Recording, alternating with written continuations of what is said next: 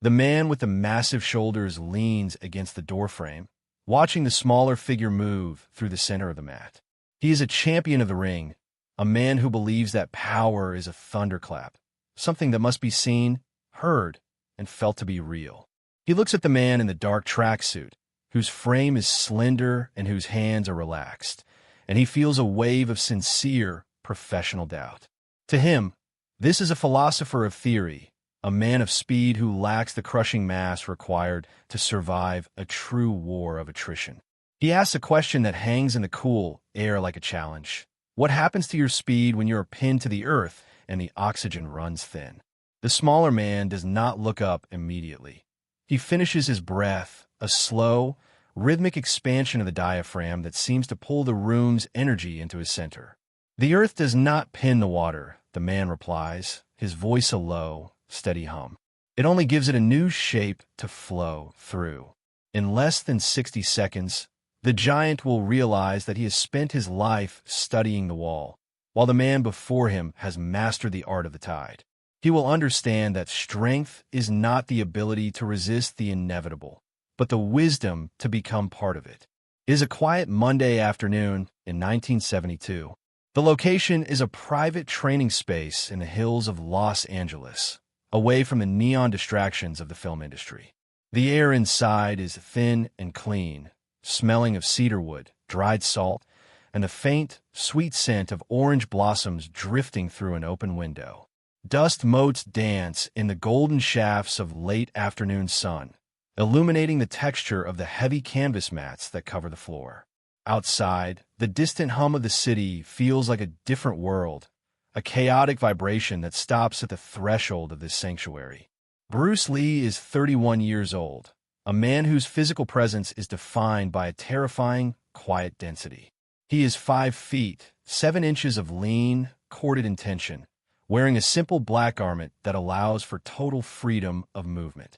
His behavior is characterized by a profound, disciplined containment, providing a sharp contrast to the dominant, expressive energy of the larger man.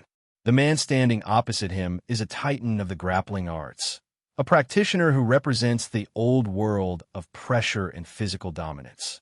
He believes that a fight is a matter of superior leverage and the relentless application of weight until the opponent's spirit is crushed. He looks at Bruce and sees a lack of anchor. He sees a man who is too light to stay grounded when the pressure becomes absolute. The conflict between them is not born of anger, but of a fundamental disagreement on the nature of control. You speak of yielding, the giant says, his voice a deep, resonant bass. But yielding is just a polite word for losing. Bruce smiles, a brief, respectful gesture that carries no trace of ego or the need for validation. Yielding is the transition, Bruce replies. It is the moment the wave decides to become the current. The giant steps onto the mat, his footsteps heavy and purposeful, his posture a testament to the belief that space must be conquered. He does not seek a fight. He seeks a demonstration of the inevitable. Bruce remains still, his hands resting lightly at his sides, his eyes observing the giant's center of mass rather than his face. The room falls into a vacuum of silence, so profound that the ticking of a small clock on the wall becomes a rhythmic hammer. Bruce asks the giant to take his strongest position, to pin him to the floor with all his weight and all his skill.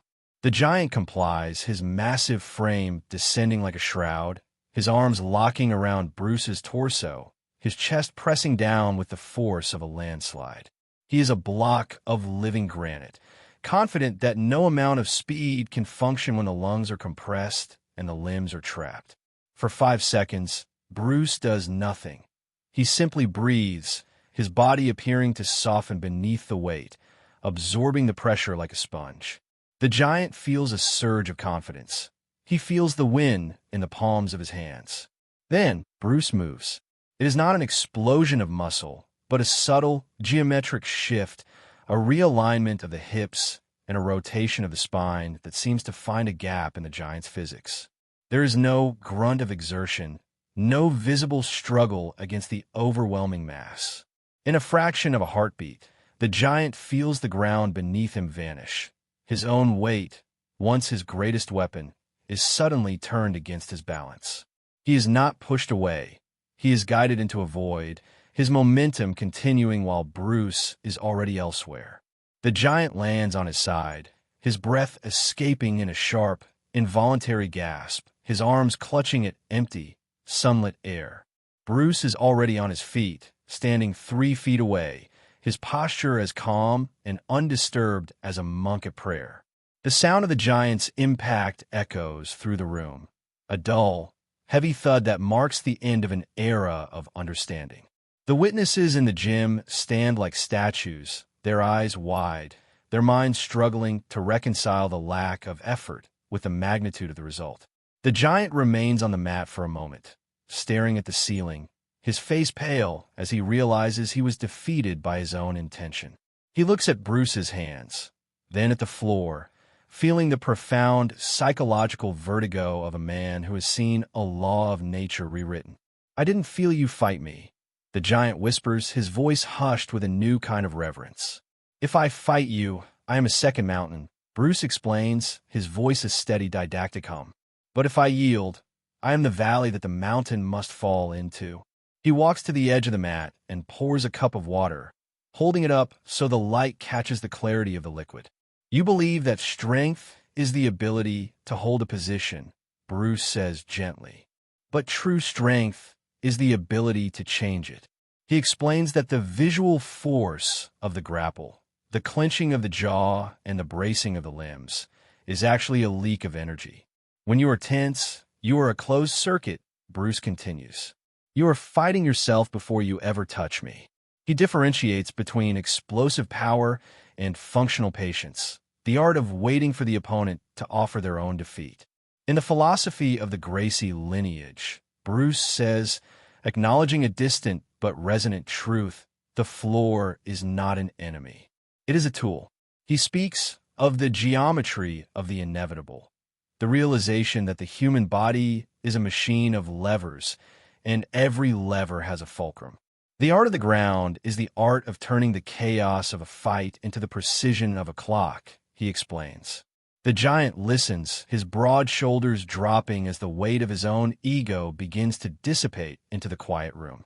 He realizes that his dominance was actually a form of blindness, a refusal to see that softness is the ultimate form of hardness. He asks Bruce to show him the transition again, not to win, but to understand. The demonstration ended, but the ripple effect across the landscape of martial arts was permanent. In the years that followed, Bruce Lee's private notebooks began to reflect a new understanding of the yield. He began to integrate the principles of the ground, the patience of the guard and the logic of the lever, into the fluidity of his own expression. He realized that his be water philosophy was incomplete without the understanding of the deep water, the dark, patient, and inevitable tide.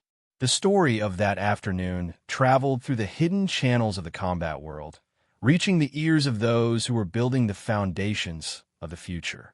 It challenged the striker versus grappler dichotomy, proving that the principles of efficiency are universal, regardless of the terrain. Bruce Lee did not seek to become a jiu-jitsu master.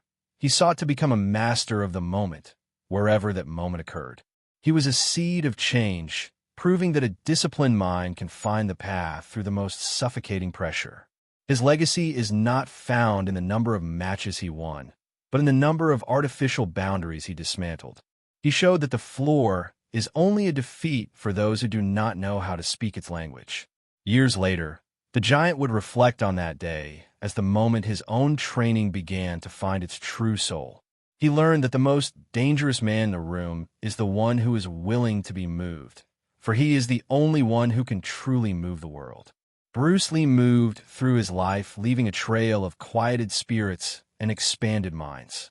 He remained the same, unassuming, disciplined, and terrifyingly efficient in his use of the universe's laws. The memory of that quiet afternoon in Los Angeles remains a ghost in the machine of modern combat. It serves as a permanent question mark over the heads of those who equate size with inevitability. We often judge our own lives by how much we can resist the pressures of the world. We assume that if we're not tensed and bracing for the impact, we are being overcome. But the most profound forces in the cosmos, gravity, time, and the tide, do not resist. They simply arrive.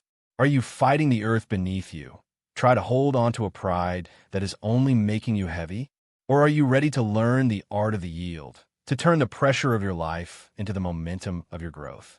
A few seconds of surrender were enough to change a champion's understanding of power. How many seconds of silence will you spend before you realize that you are the architect of your own balance? The sun has set, but the current is still moving. Gracie believed that the ground reveals the truth no one can hide from. If Bruce Lee had studied Brazilian Jiu-Jitsu from its very source, would he see the ultimate expression of being water? Or would he question where surrender becomes dependence? Leave your thoughts in the comments. Follow Bruce Lee Beyond the Fight for more lessons from the master. True power begins before the fight.